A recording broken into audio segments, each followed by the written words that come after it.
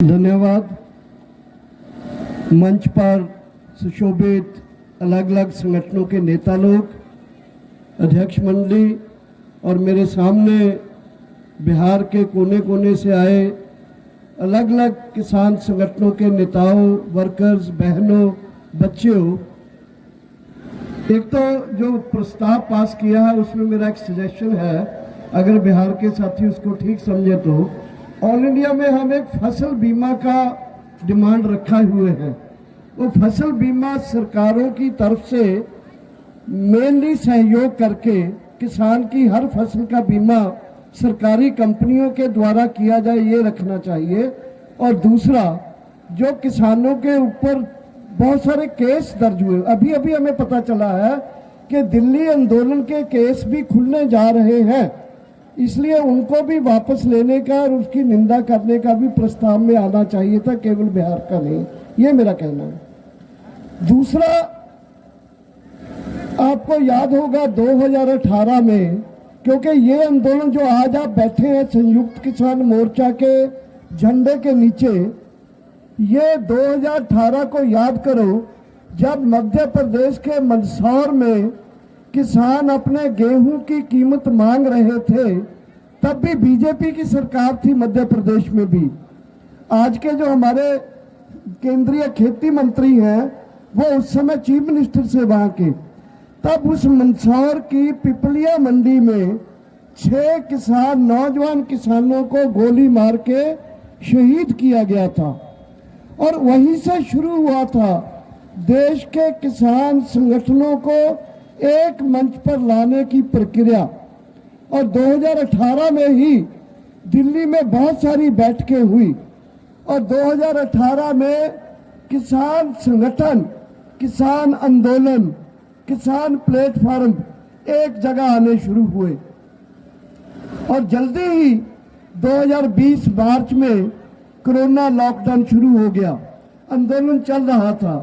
और जैसे मेरे साथियों ने बताया है कि कोरोना लॉकडाउन के बावजूद भी पंजाब के किसान संगठनों ने उस मोर्चाबंदी को जारी रखा।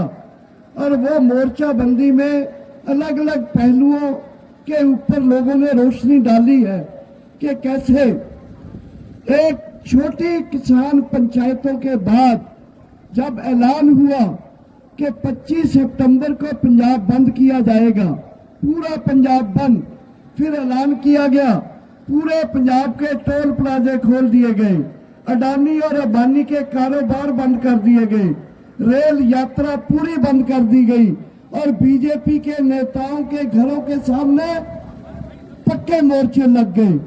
और ये आंदोलन फिर दिल्ली को चेतावनी देने लगा कि अब हम 26 नवंबर को दिल्ली की तरफ आएंगे।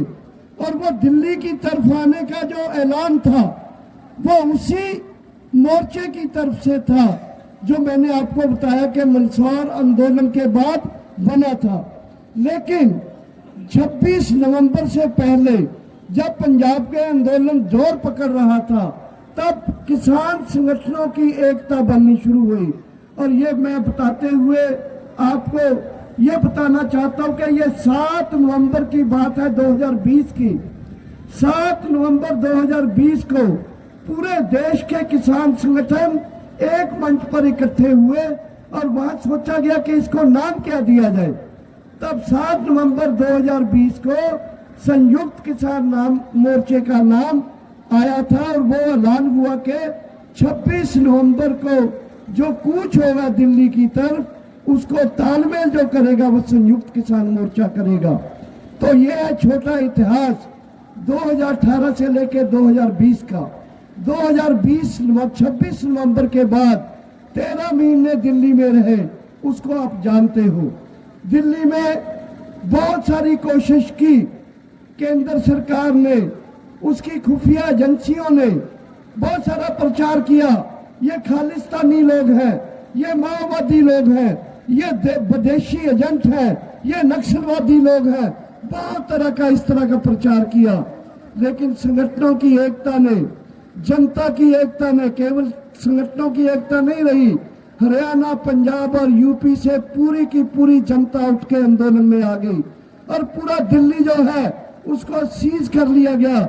और दिल्ली के 13 महीने के सीज के बाद ये बिल्कुल उसी तरह था जैसे कभी मुगलों के राज में, सिखों की लड़ाइयों में जैसे किले को सीज कर लिया जाता था, किले को सीज करके कई कई महीने रख दिया जाता था।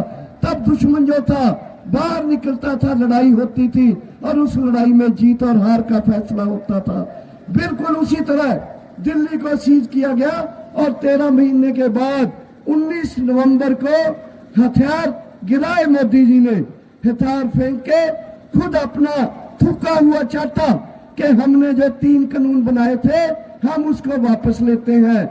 यही नहीं, ये देश के इतिहास में पहली बार हुआ कि दिल्ली की संसद में बनाए गए कानूनों को दिल्ली की संसद में ही पास करके रद्द किया गया। ये आपकी ताकत से हुआ, आप किसानों की ताकत से हुआ।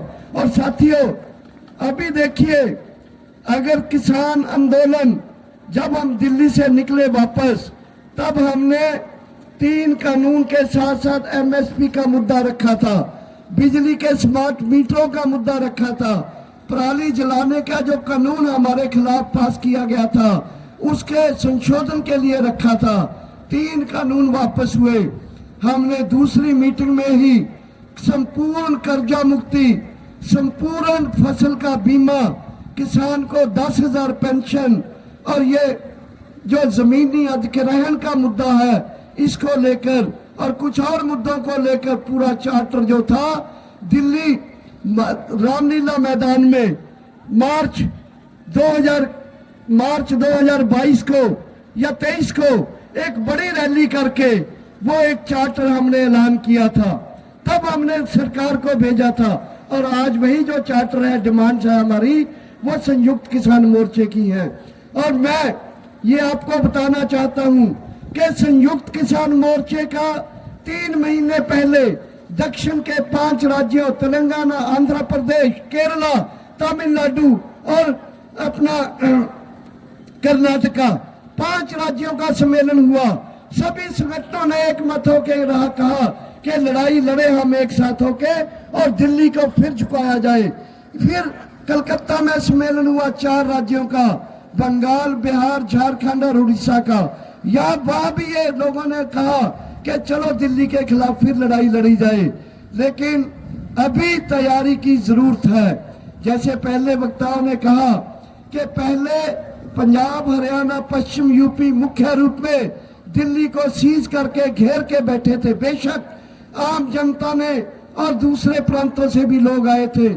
ये भी सच है कि दिल्ली में आज दिल्ली की हुकूमत पर भी बीजेपी आ गई है, केंद्रीय हुकूमत पर तो बीजेपी है ही, लेकिन देश के किसानों की अगर सबसे बड़ी दुश्मन है वो दिल्ली की हुकूमत है। एमएसपी उसने देना है, कर्ज मुक्ति उसने करना है या दूसरे मुद्दे भी उससे मनवाने हैं। और देश के किसान, आज पूरे देश के किसानों में हरी पगड़ी या हरा पटका आज किसानों की निशानी बन चुका है। और पूरे देश के किसान पूरे वर्गों में, मजदूर हो या कर्मचारी हो, आदिवासी हो, दलित हो, सभी लोग मेहनत का श्लोक आज देश के किसान की पहचान के रूप पर उसकी एकता को देख रहे हैं कि वो कब एक होके नारा लगाएंगे दिल्ली सरकार के खिलाफ। और उसमें कम से कम मैं ये बताना चाहता हूँ कि पिछले 3-4 सालों से देश के बड़े जो मजदूरों के संगठन है उनके साथ भी संयुक्त किसान मोर्चा एकजुट होकर लड़ रहा है। दूसरे ट्रेड यूनियन और दूसरे जन संगठनों के साथ भी अभी अभी दिल्ली में मीटिंग हुई है, जिसमें खेती और मजदूरों के संगठनों के साथ ये तय हुआ कि वो भी अपना एक प्लेटफॉर्म बनाएंगे ऑल इंडिया का। जब भी किसानों, खेती और मजदूरों और दूसरे ट्रेड यूनियंस का मोर्चा जब नारा एक साथ लगेगा, मैं दावा करता हूं कि पूरे देश के लोग उठ खड़े होंगे और देश के लोग खड़े होके एक ऐसी तरफ बढ़ेंगे दिल्ली की तरफ, एक क्रांति होगी, लड़ाई होगी। और ये देश में जो एक तरह का फांसीवादी राज, बोलने पर पाबंदी, कानून बना के लोगों को जेल में रख देना और बड़े बड़े तरह तरह के कानून बना के लोगों की जनवादी जो अधिकार है उनको कुचलना, मनुष्य जो उनके ह्यूमन राइट्स है उनको कुचलने की जो कोशिश दिल्ली की हुकूमत कर रही है, वो किसानों के साथ साथ पूरे देश के लोगों की, उदाहरण के लिए जैसे साथियों ने बोला, वो पंजाब हो या बंगाल हो या बिहार हो, इन प्रांतों के अधिकार भी छीने जा रहे हैं, मनुष्यों के मनुष्य अधिकार छीने जा रहे हैं। और देश के हर आदमी के गले के ऊपर अंगूठा रख के कुछ कहने के लिए, खाने के लिए, बोलने के लिए, पहनने के लिए मजबूर किया जा रहा है। ये एक तरह का फाशीवाद की तरफ हमारा देश बढ़ रहा है। और इसमें किसान ताकत, किसान आंदोलन, किसान एकता, संयुक्त किसान मोर्चा एक रीढ़ की हड्डी का काम करेगा और रीढ़ की हड्डी के ऊपर जो दिमाग है उसका भी काम करेगा। और साथ ही साथ अदर मेहनतकश लोगों को, दलितों को, आदिवासियों को, महिलाओं को, नौजवानों को, विद्यार्थियों को और ट्रेड यूनियन को साथ लेके संयुक्त किसान मोर्चे के पास वो क्षमता है, वो योग्यता है, वो ताकत है, वो एकता है कि आज अगर इस देश में, मैं एक और भी बात कहना चाहता हूँ, जितने भी पार्टियां हैं यहाँ, उनकी एकता नहीं है, वो बटे हुए हैं। और संयुक्त किसान मोर्चा आज देश में मुख्य रूप में बीजेपी के सामने खड़ा है, अपनी छाती तान कर कि हम खड़े हैं, हम लड़े हैं, हम लड़ेंगे और आपको बताएंगे कि कैसे इस देश में किसान अपना अधिकार ले सकता है, मजदूर अपने हक लेगा और कैसे आपके फाशीवाद को हम पराजित करेंगे। और मैं आपसे ये वादा लेना चाहता हूँ कि बिहार में भी और साथ के प्रांतों में भी साथियों, जब ये लड़ाई का बिगल बजेगा, केवल दिल्ली नहीं तब पटना भी घेरा जाएगा, बेंगलोर भी घेरा जाएगा, कलकत्ते को भी सीज करेंगे और पूरा देश एक आंदोलन के बिगल को सुन के वो अपनी जन सैलाब, जन आंदोलन, जन क्रांति करने के लिए उठेगा और आप इसमें एक हीरो की भूमिका निभाओगे। इतना कहता हुआ आपका बहुत बहुत धन्यवाद।